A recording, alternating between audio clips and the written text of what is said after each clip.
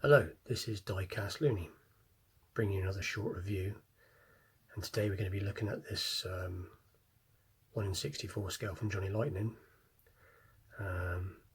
Sorry about the glare, broke my camera tripod so I'm a bit shaky, bear with me. But anyway, there's the artwork of the box. Always like the artwork on these Johnny Lightning boxes. Limited to one of 2,980, so it's relatively limited. Let's take a look at the back. Let's take a look at the front first.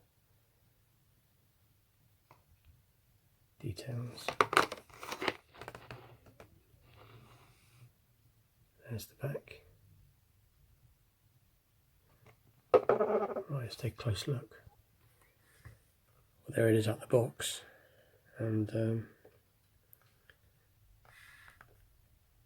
it's one nice little car.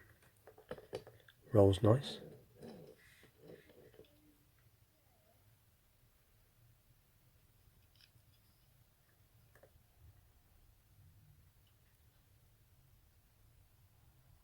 No opening features on this one.